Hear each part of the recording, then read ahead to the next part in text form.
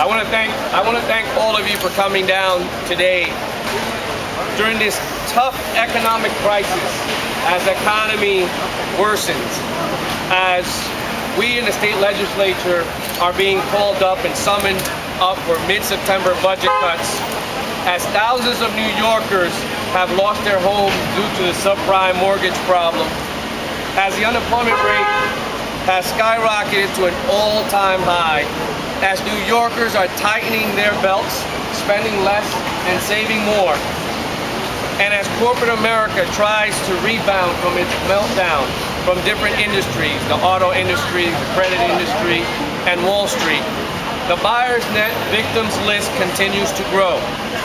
So here we are again, take two. We're here again in front of the same building we stood 10 months ago on October 2008, where we denounced the Buyersnet ponzi real estate scheme for scamming local residents. The only difference here is that on October 2008, there were only 12 victims who have came forward. Now there are more than 60. The only difference here is that on October 2008, there were hundreds of thousands of dollars that were reported as stolen. Now there are more than $1.3 million. The only difference here is that on October 2008, the office behind us was up and running. And the now CEO president, Giancarlo Giuseppe, is now missing and has disappeared. No one has heard from him. The only difference here is in October 2008, their website was up and running, and now it no longer exists. But what has stayed the same is that these victims have lost their dignity and self-respect. What has stayed the same is that these victims have lost their hard-earned money.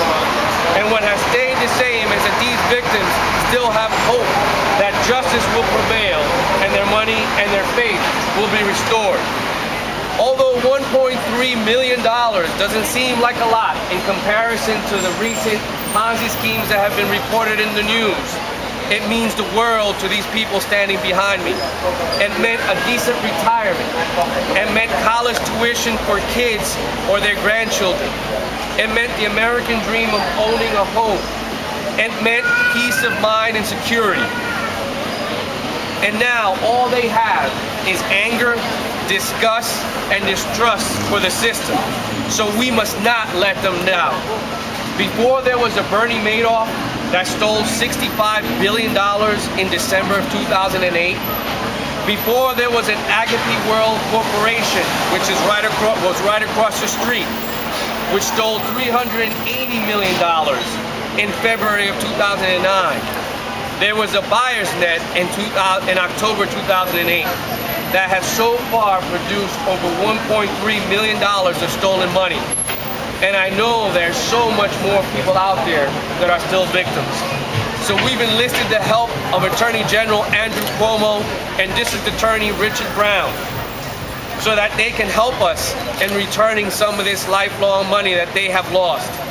So today we first want to extend our thank yous to Andrew Cuomo and to Richard Brown and thank their offices for the investigation that they're leading to prosecute these people that have stolen this money. But we also want to remind them that it's been 10 months and these victims are getting restless. And I know that their offices are going to do everything that they can to expedite these cases. So I want to thank Andrew Cuomo and I want to thank Richard Brown for taking on this fight and making sure that these victims are put whole again. Today I also want to call upon those victims that are out there, which I know there are many more. If you believe that you are a victim of the Buyersnet scheme, please come forward. We will be willing to help you. All you need to do is call our office at 718-458-5367.